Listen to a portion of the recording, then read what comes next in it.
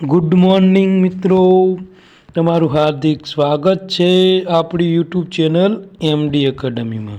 તો મિત્રો આજે આપણે વાત કરવાની 19 ડિસેમ્બર 2024ના જે મોસ્ટ ઇમ્પોર્ટન્ટ કરંટ અફેર है મિત્રો એના વિશે ચર્ચા કરવાના है। તો આ ચર્ચા કરીએ એ પહેલાં તમે મારી ચેનલને સબસ્ક્રાઈબ ના કરી હોય તો સબસ્ક્રાઈબ કરી લો, બાજુમાં આપેલા બેલ આઇકન ઉપર ક્લિક કરી લો, જેથી કરીને મિત્રો કરંટ અફેરના બધા જ વિડીયોની નોટિફિકેશન તમને મળી રહે।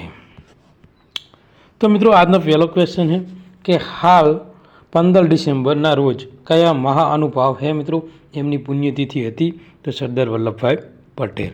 तो मित्रों सरदार वल्लभभाई पटेलनी आपणे थोड़ी बेजिक माहिती लई लूँ जेथी करीने आवनारी एक्जाम में कोई भी क्वेश्चन पूछाय तो तमारे मार्क जवानी संभावना ओછી रहे। तो पहला तो मित्रों सरदार वल्लभभाई पटेलनो जन्म क्या थयो तो नडियाद में मित्रों थयो तो क्यारे 31 ऑक्टोबर 1875 ना रोज। ओके मित्रों तेमनुं पूरुं नाम शुं हतुं तो सरदार वल्लभभाई झवेरभाई पटेल। तेमना बिरुद कया हता तो सरदार लोखंडी पुरुष અને ભારતના बिस्मार्क।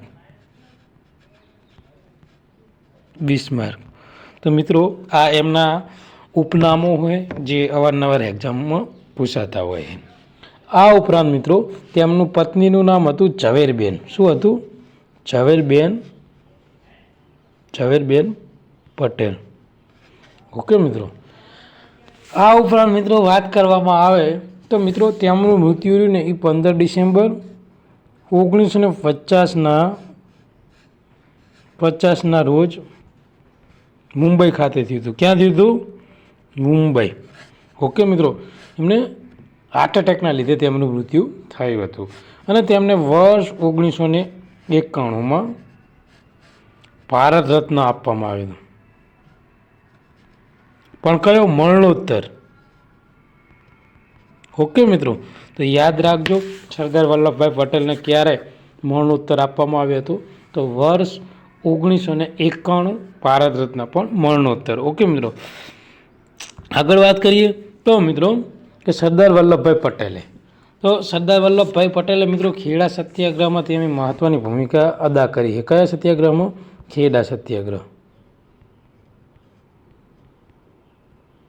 पछी मित्रों जे 1923 बात है जे नागपुर सत्याग्रह हतो एमां पण सरदार वल्लभभाई पटेले पोतानी महत्वनी भूमिका अदा करी है अने ए एमनो सौथी सफल सत्याग्रह हतो। उपरांत मित्रों 1923 में मित्रों ए सिवाय बोरसद सत्याग्रह अने मित्रों 1928 बारडोली सत्याग्रह।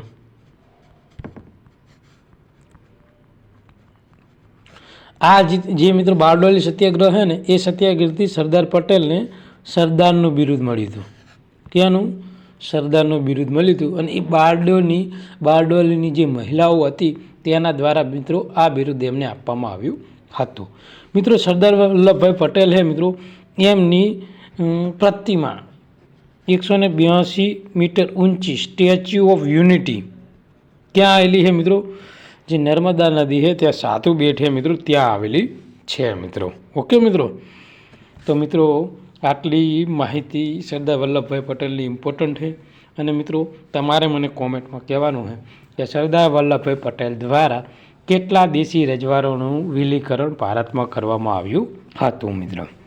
ओके तो आगळ बात करीशुं कि कयो देश मार्च 2025 थी भारतीय प्रवासीओं ने वीजा मुक्त प्रवेश की मंजूरी आपसे तो रशिया द्वारा मित्रों भारत ने मार्च 2025 में मित्रों जे भारतीय प्रवासीओ है मित्रों एने रशिया में वीजा मुक्त प्रवेश लई शकशे मित्रों।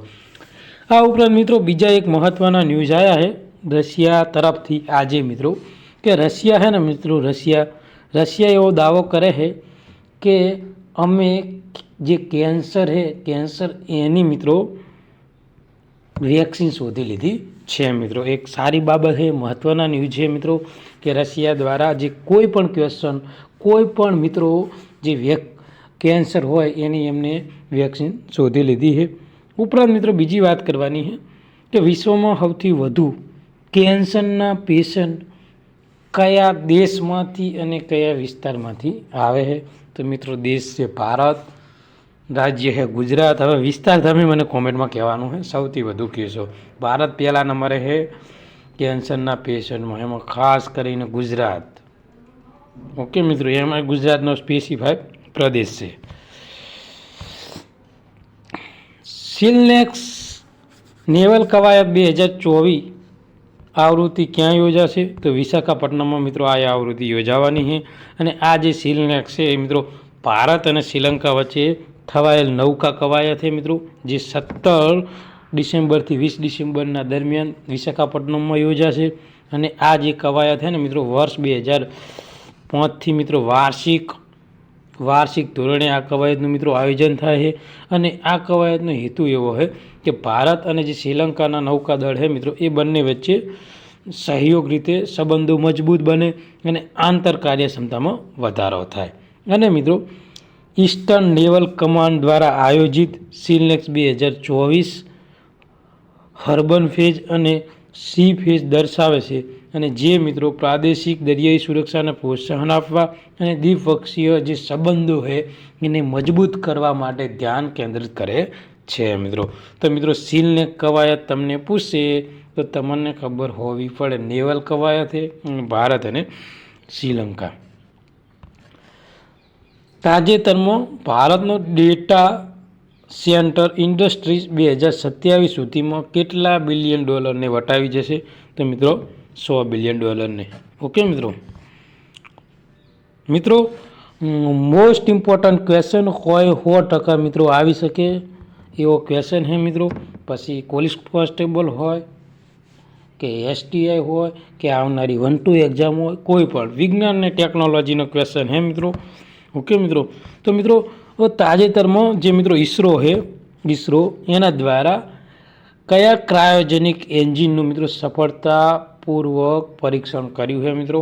તો મિત્રો જે CE-20 છે, CE-20 એ ક્રાયોજેનિક એન્જિન છે અને જે ભારતના ઈસરો દ્વારા એનું સફળતાપૂર્વક મિત્રો તેમણે પરીક્ષણ કર્યું છે મિત્રો અને સફળતા મળી છે મિત્રો. આની ડિટેલમાં આપણે માહિતી લેવું કે 12 ડિસેમ્બર 2024ના રોજ જે ઈસરો છે મિત્રો એને તમિલનાડુના જે મહેન્દ્રગીરી છે ત્યાં ખાતે મિત્રો તેમને CE-20 ક્રાયોજેનિક એન્જિનનું દરિયાઈ સ્તરનું મિત્રો હોટ સ્ટેટ સફળતાપૂર્વક હાથ ધર્યું છે મિત્રો. તો મિત્રો ક્યાં જે તમિલનાડુનું મહેન્દ્રગીરી છે ત્યાં મિત્રો આ એન્જિન છે કયું છે? CE-20 એનું સફળતાપૂર્વક મિત્રો પરીક્ષણ કર્યું છે. અને મિત્રો જે આ CE-20નો ઉપયોગ મિત્રો જે LVM-3 છે મિત્રો એ લોન્ચિંગ વ્હીકલ છે એના દ્વારા તેનો ઉપયોગ કરવામાં આવશે.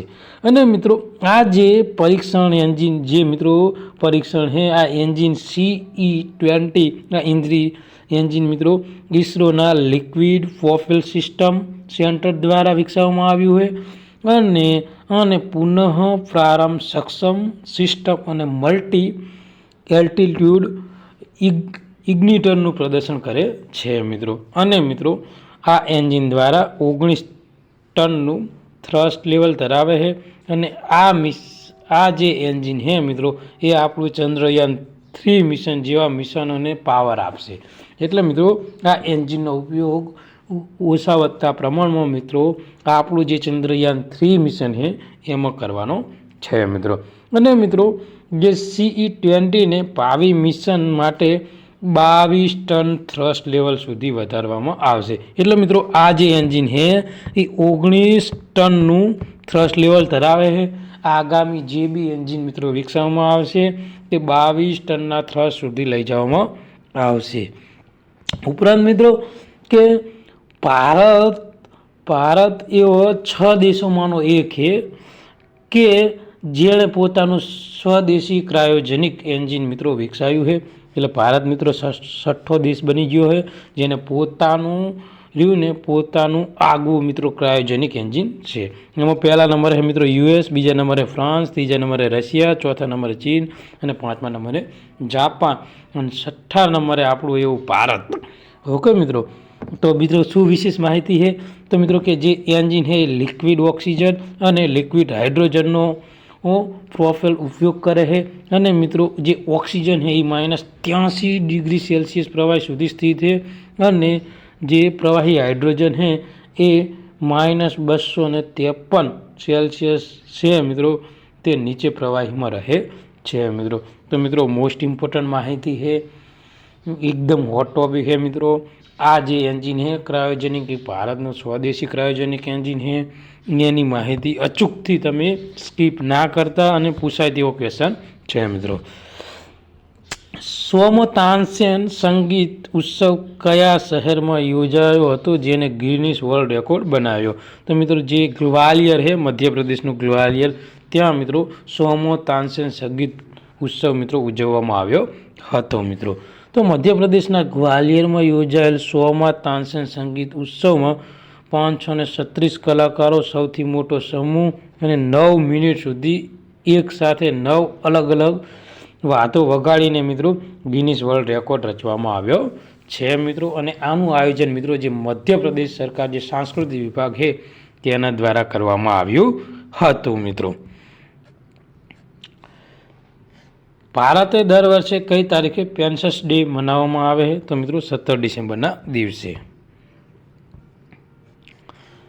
18 ડિસેમ્બર 2024ના રોજ ભારતીય નૌકાદળનું INS નિર્દેશક કયા સ્થળ ઉપર મિત્રો આવશે? તો વિશાખાપટ્ટનમ ખાતે મિત્રો આવવાનું છે. તો INS નિર્દેશક શું છે મિત્રો? તો INS નિર્દેશક એ ભારતીય નૌકાદળનું નવું સર્વેક્ષણ જહાજ છે મિત્રો. તમને ખબર હોવી પડે, તમને પૂછી શકે છે INS નિર્દેશક કઈ કેટેગરીનું જહાજ છે, તો તમને ખબર હોવી પડે સર્વેક્ષણ જહાજ છે. ઓકે મિત્રો, આ બી વિજ્ઞાન ટેકનોલોજીનો ક્વેશ્ચન છે અને વિજ્ઞાન ટેકનોલોજી એ રહ્યું ને એ મિત્રો લેટેસ્ટ જ પૂછાય, ક્યારેય ભાગ્યે જે જૂના ક્વેશ્ચન પૂછે છે. ઓકે મિત્રો, તો INS નિર્દેશક કયા પ્રકારનું જહાજ છે? તો સર્વેક્ષણ પ્રકારનું જહાજ છે. અને ક્યાં આવવાનું છે મિત્રો? જે વિશાખાપટ્ટનમ લેવલ ડોકયાર્ડ છે ને ત્યાં મિત્રો આ કાર્યરત થશે. અને મિત્રો જે ગાર્ડન રીચ શિપબિલ્ડ એન્ડ એન્જિનિયરિંગ દ્વારા મિત્રો બનાવવામાં આવેલ છે. કોના દ્વારા? ગાર્ડન રીચ શિપબિલ્ડ એન્ડ એન્જિનિયરિંગ છે મિત્રો, એના દ્વારા બનાવેલું છે. અને મિત્રોને 110 મીટર મિત્રો લાંબુ જહાજ છે અને સર્વ વેસલ મોટા પાયે બીજા નંબરનું છે. અને મિત્રો આ પ્રોજેક્ટોની અદ્યતન હાઇડ્રોલિક અને ઓશિયનગ્રાફી સાધનોને સજ્જ છે અને આપણી જે ભારતની મિત્રો જે દરિયાઈ ક્ષમતા છે એમાંથી વધારો કરે છે.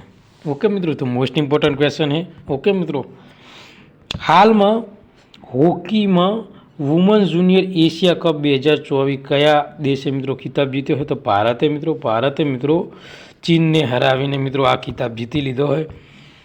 પહેલાં મિત્રો મેચમાં 1-1ની બરાબરી થઈ હતી, પણ મિત્રો પેનલ્ટી શૂટઆઉટમાં 3-2થી ભારતે આ જે ટુર્નામેન્ટ છે મિત્રો એ જીતી લીધી છે મિત્રો.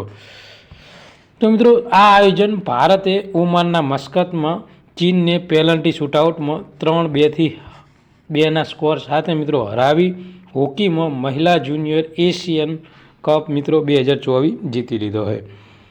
વિજયમાં મુખ્ય ફાળો આપનાર મિત્રો ગોલકીપર જે નિધિનો સમાવેશ થાય છે, જેને મિત્રો 3 સેવ કરી સાક્ષી રાણા, ઈશિકા અને જે સુનિલતા છે મિત્રો એને ટોપ ગોલ કર્યા છે અને 1-1ની મેચની બરાબરી કરી હતી. અને સૌથી વધુ ગોલ મિત્રો દીપિકા સહેરાવતે 12 ગોલ કર્યા છે આ ટુર્નામેન્ટ. એટલે મિત્રો યાદ રાખજો, Deepika Sehrawat hockey junior Asia world cup 12 goal કર્યા છે મિત્રો અને ભારત ચેમ્પિયન બની ગયું છે. આ સિવાય મિત્રો તમારે મને કહેવાનું છે કોમેન્ટમાં કે T20 વર્લ્ડ કપ 2024 મેન્સ ભારતે કઈ ટીમમાં હરાવી હતી. ઓકે મિત્રો, ભારતે કઈ ટીમને હરાવી હતી કોમેન્ટમાં કહેવાનું છે.